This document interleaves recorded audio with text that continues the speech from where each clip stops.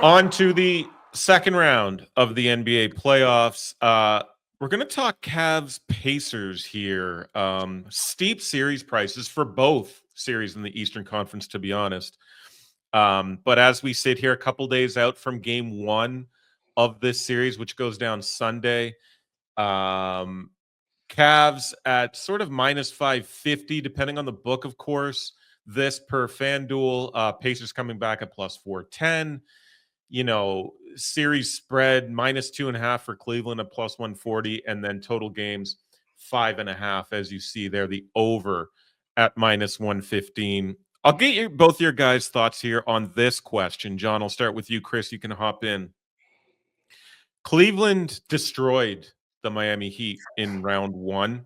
The 122-point differential, highest margin in any four-game span in playoff history. But, John, my question is this. Did that do anything else to make you believe that this Cleveland Cavaliers team can win the Eastern Conference? Nah, because I was on the Cavs all year. I'm still on them. They're really good. They've got, just a plethora of talent. They've got five guys that's made over 100 threes this year. I mean, you could just kind of go down the list of just these stats of just how good Cleveland is. Miami was a top 10 defense, regardless of their offense. And there was a 24-point differential, which is the biggest differential ever in 29 years for the playoffs between what the Cavs did, with the Heat, what they did to the Heat in the regular season and the playoffs. So I think the Cavs are in a kind of a steamrolling type spot, right? They're feeling good. They're kind of like playing really well. I think the Pacers are in for a rude awakening. Come this series. You saw with the Bucks, they kind of, I call the Pacers front runners. They're front runners. When things are going well, they're rah-rahing, right? They're up and they'll pack you up. They'll beat you by 20 points, but let's see what happens when they get punched in the mouth against the Cavs, potentially down 2-0 and going back home with a must-win situation. The Cavs are rolling, man. If you just look at all the stats, man, I can't see them struggling with the Pacers. And I think you're still getting value on minus 2.5 plus money.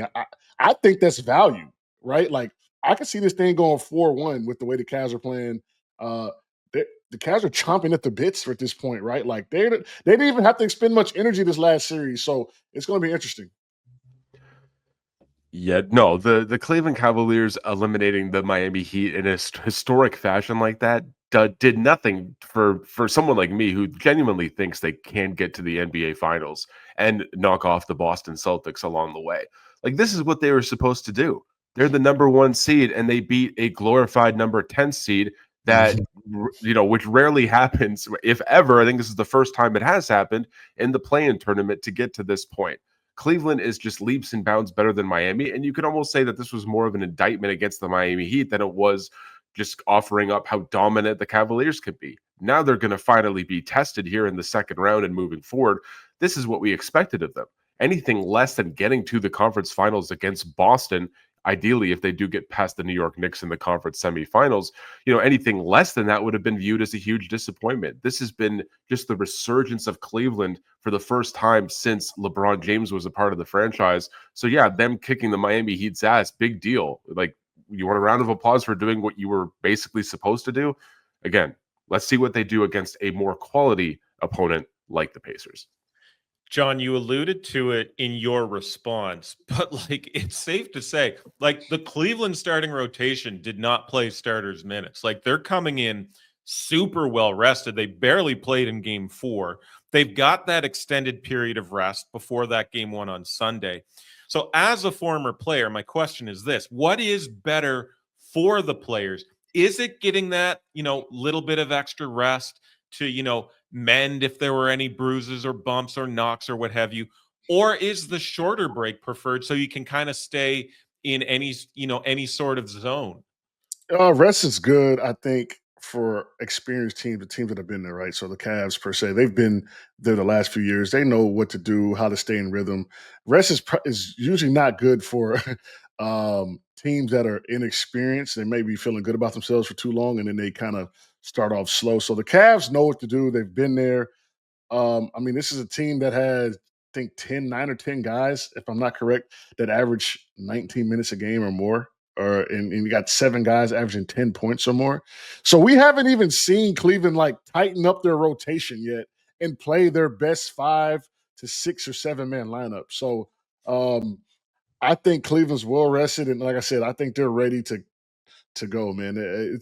I don't think Indiana is going to do well in this series, and you're not getting the value that I think you should get with them beating the Heat. Yes, they were the 10th seed, but historically, this has never been happened to anyone ever. Even though there's never been a 10 seed in the playoffs, I think there's some kind of backing to that. And after game 1, we may see the line flip or change if you don't get the value out of it before.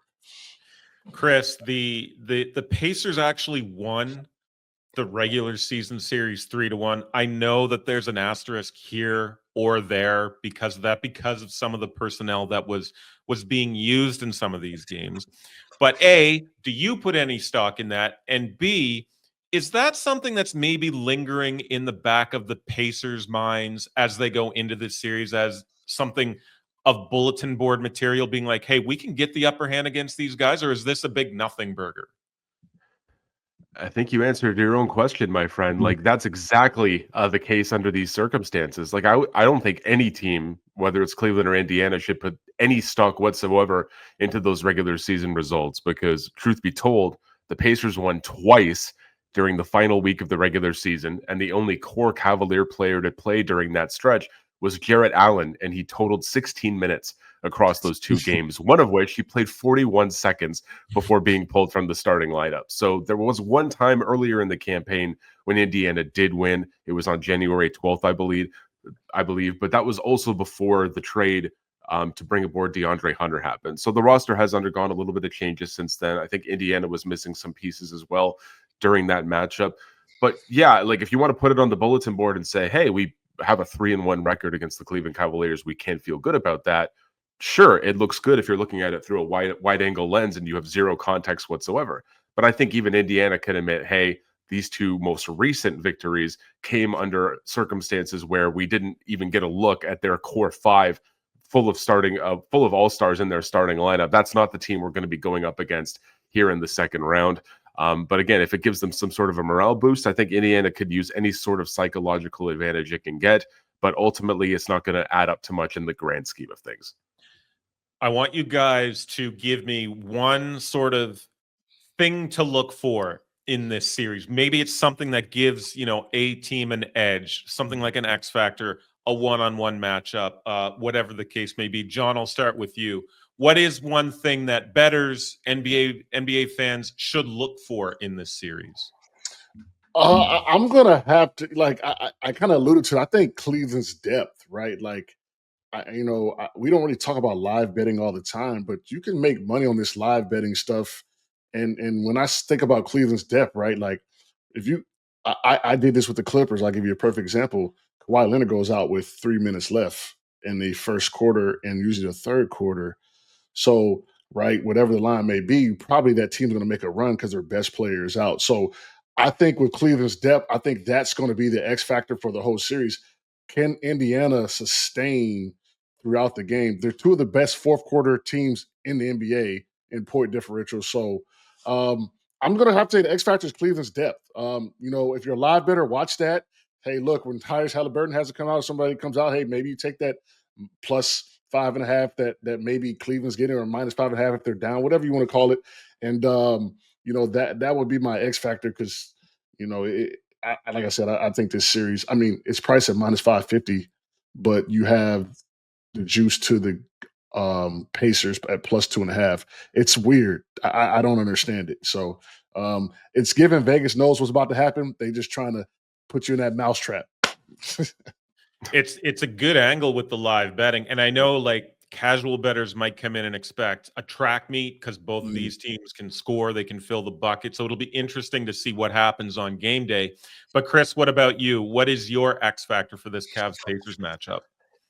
It's kind of crazy to describe him as an X factor, but I'm really looking forward to seeing Donovan Mitchell cement his status as like one of the top players in postseason basketball in this series. We didn't really get to see much of that against the Miami Heat, but truth be told, we didn't get to see a lot against the Miami Heat because it was just blowout after blowout after blowout. If you look at the updated betting odds for NBA Finals Most Valuable Player, Donovan Mitchell currently has the third shortest odds behind Shai Gilgeous-Alexander and Jason Tatum. But coming out of that first round, he actually didn't average the most points on Cleveland. That distinction fell upon Darius Garland. And one of the cooler stats that I stumbled upon is that in game ones, the NBA record for the most successive game one performances of 30 points or more is Michael Jordan at 7. Donovan Mitchell just tied that in the first round against the Miami Heat with a 30-point performance there, and he could set the new NBA record with at least 30 in game one against the Indiana Pacers. So I think Mitchell kind of gets lost in the shuffle when you are describing some of like the top tier stars in basketball. Like he probably is the best player on Cleveland, but it's kind of like the case with Boston where like there are some of their parts. Like it's Tatum, it's Brown, it's Porzingis, it's the all defensive backcourt. And Cleveland, it's kind of the same scenario where you have that 1-2 punch in the front court with Mobley and Allen, Donovan Mitchell and Darius Garland, 2 all-stars in your backcourt. But I think Donovan Mitchell really needs to kind of step out of the shadows, be that number one scoring option. And I don't think Indiana really has the options, even though they are loaded at the guard position, to really give him much of an issue. So if you're looking for betting, even in game one alone, to take the over on 30 points at least, that's a good bet for him to set the record. And moving forward in that series, I think he's just going to be too much of a load to handle for Indiana. Let's wrap it up then. Let's get your guys' picks and predictions. John, I'll start with you. What are you expecting here in this series, and what's your bet? Cavs in 5, -2.5. Take it what you want, or you can take 4-1, however you want to play it. Right? I think the Cavs, and then you're getting the plus money. Like I've been on the Cavs all year, so I'm sticking to my guns. You get the 4-1 at plus 240. I think that's a good sprinkle. I think the Cavs are that good. I think Boston and Cleveland are head and shoulders above the rest of the East at this moment. The Cavs proved it during the season. And like I said, we haven't even seen the Cavs really just, hey, look, like pull a JJ Redick and say, you know what, we're going to stick with our best guys for 35 plus minutes, which Kenny Atkinson will eventually do down the stretch. So we haven't, it's going to be interesting. It's going to be kind of opposite Knicks, right? These guys are rested. They don't play as many minutes. So when Kenny Atkinson actually lets off the brakes and lets that car go, who knows what could happen in this series if they get to that point. Yeah, I have a similar prediction. It's kind of two in conjunction with each other. So I am taking the Cleveland Cavaliers to win this series in 5 games, took that at plus 240. But to improve my profits, and I'll get a little bit more bang for my buck, I've got the Indiana Pacers stealing game 1 on the road before Cleveland strings together 4 wins in a row. And I took that at plus 1,300. I like getting awfully specific when it comes to the end results of these series. And I think the Indiana Pacers were obviously pushed more in the opening round by the Milwaukee Bucks than Cleveland was by Miami. We remember that deciding game against Milwaukee where they had to overcome like a 20-point deficit, and then they were down by 7 in overtime before, unfortunately, my former Raptor, Gary Trent Jr., kind of gave it away at the end.